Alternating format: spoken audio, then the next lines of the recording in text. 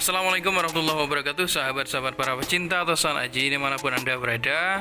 Saya persilahkan untuk mensubscribe channel ini sehingga tetap eksis membahas dan mengedukasi tentang Tosan Aji, keris tombak, pedang, dan lain-lain, pusaka-pusaka peninggalan zaman kerajaan zaman dahulu, teman-teman.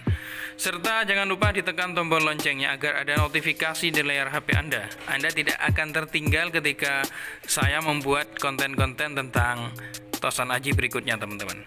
Teman-teman sekalian, kali ini saya akan membahas tentang keris. Dan keris ini salah satu yang diwajibkan oleh para pemuda di zaman dahulu. Kalau konversikan ke era zaman saat ini cocok untuk pemula gitu. Namun ini sangat istimewa. Istimewanya ada pada tangguh keris atau era pembuatan itu ada di tahun 1000 Masehi perkiraan sampai 1200 Masehi, yaitu era Jenggala, teman-teman. Oke, jangan berlama-lama, mari kita bahas tentang peloannya atau kayunya. Ini masuk kayu timongo, teman-teman, timongo tua. Dan ini ada selutnya. Selutnya sangat cantik, teman-teman. Jadi terlihat begitu eksotis lah ketika dipajang nanti. Pada pendoknya ini, jadi gambarnya kayak perak, tapi ini bukan perak. Oke, mari kita langsung saja.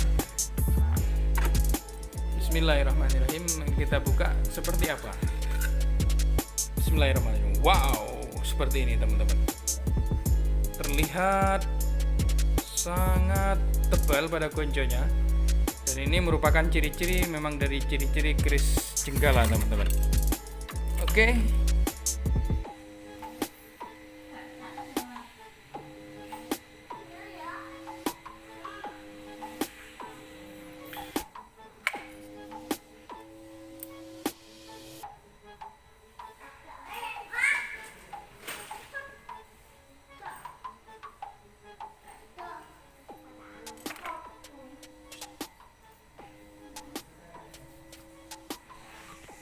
Oke, itulah tampilan ininya ya. Jadi mari kita bahas keris Jenggala ini. Untuk dapurnya ini masuknya ke dapur Kebo Teki, teman-teman. Kebo Teki namanya itu sebetulnya agak tidak sangar ya, agak tidak sangar. Kesannya enggak sangar gitulah. Jadi perpaduan dari dua istilah yang berlainan, teman-teman. Kebo Teki. Keris ini sederhana, memiliki dapur Kebo Teki atau Mahesa Teki. Jika ditelisik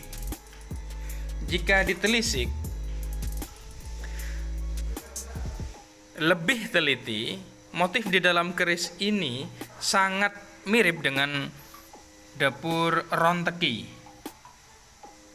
Mirip dengan dapur Ron Teki. Itu, teman-teman. Dapur Kebo Teki termasuk dapur keris lurus dengan panjang bilah normal saja. Tapi jika dilihat bilahnya pipih dan juga cenderung lebar, secara rijikan gandeknya sedikit panjang, teman-teman. Ini gandek, itu gandeknya ya, gandeknya relatif lebar, lain dengan keris-keris berdapur lainnya, teman-teman. Ada belumbangannya, ada lambe gajah ya, ada lambe gajahnya. Lebih dari satu. Lambe gajahnya lebih dari satu.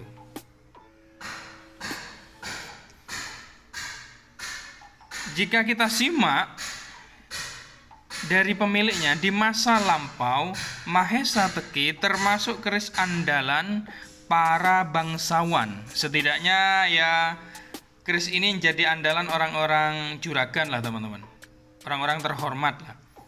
Misalnya juragan tanah atau juragan-juragan pebisnis lainnya di zaman dahulu. Itu agemanya ya Kebo Teki ini. Nah, jadi pada saat ini keris dapur Mahesa Teki banyak dicari oleh para kolektor, teman-teman. Terutama mereka yang ingin menjadi juragan. Nah, siapa yang mau jadi juragan ini? Pengusaha konstruksi misalkan juga, atau pengusaha properti, memang cocok untuk memiliki keris Kebo Teki ini. Dari filosofi Kebo Teki ini cukup wingit, teman-teman. Menurut Ki Sugeng Winarto,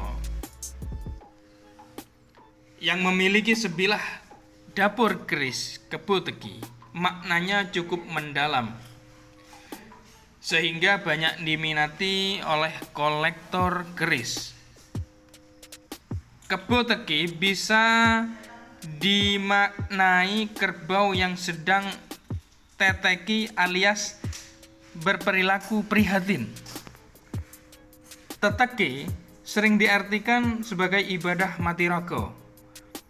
Secara spiritual, Kebo Teki sering dipersepsikan sebagai sosok panuntun, teman-teman.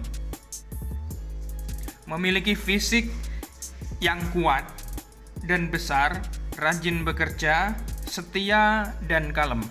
Itu filosofinya. Para leluhur di zaman dahulu, para agraris di zaman dahulu, memandang kerbau sebagai rojokoyo,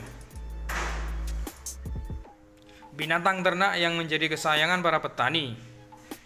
Jika mau diberi makna, rojo artinya raja, koyo artinya kaya. Tak heran dari sisi materialistik, kerbau memberikan optimisme dalam menjalani hidup. Teteki salah satunya dijalani dengan laku kumkum, teman-teman, atau berendam di tempuran atau pertemuan. Pertemuan sungai di malam hari dipahami sebagai laku pembersihan diri atau membersihkan diri dari sengkolo atau kesialan kehidupan. Sengkolo inilah yang dipercaya membuat usaha dan cita-cita tersendat. Jadi harus disecuci, teman-teman. Begitulah kira-kira filosofi dari Kebo Teki. Lalu kita masuk ke dapur masuk pada Tangguh Jenggolo. Jadi Tangguh Jenggolo itu merupakan salah satu tangguh di dalam dunia Tosan Aji yang sangat terkenal. Tangguh Jenggolo punya ciri-ciri unik, teman-teman, yang mudah dikenali, yaitu besinya sangat matang seperti ini. Besinya sangat matang, tempaan terkesan basah. Jadi kerisnya permukaannya terkesan basah, gonjonya tebal seperti ini. Bilahnya tidak terlalu panjang. Umumnya berdapur lurus, banyak berdapur kebo. Umumnya kelengan. Kalaupun ada pamor, biasanya pamornya itu sangat minimalis, teman-teman. Jadi sedikit kayak gini. Tangguh Jenggala merupakan salah satu favorit para kolektor, para penghobi keris. Menurut sejarah, Kerajaan Jenggolo merupakan pecahan dari Kerajaan Kahuripan, di mana Prabu Airlangga membagi dua wilayah, yaitu Kerajaan Kadiri atau Panjalu di sebelah barat dan Kerajaan Jenggala di sebelah timur. Hal ini diperkirakan terjadi pada tahun 1042. Beberapa penulis sejarah mengatakan bahwa Jenggala secara ekonomi lebih makmur dibandingkan Kadiri, karena Jenggala menguasai bandar-bandar perdagangan di muara Sungai Porong dan muara Sungai Berantas. Sedangkan Kadiri lebih kuat dalam hal angkatan bersenjata tetapi lemah dalam perekonomian. Kadiri menguasai sungai tapi tidak menguasai muaranya, teman-teman. Kadiri menguasai sungai tapi tidak menguasai muaranya. Akhirnya menurut Prasasti Ngantang, Jenggala ditaklukkan Kediri di bawah Raja Sri Joyoboyo dengan semboyannya yang terkenal yaitu Panjalu Jayati atau Kadiri Menang. Seperti itu teman-teman. Oke, begitulah dari sejarah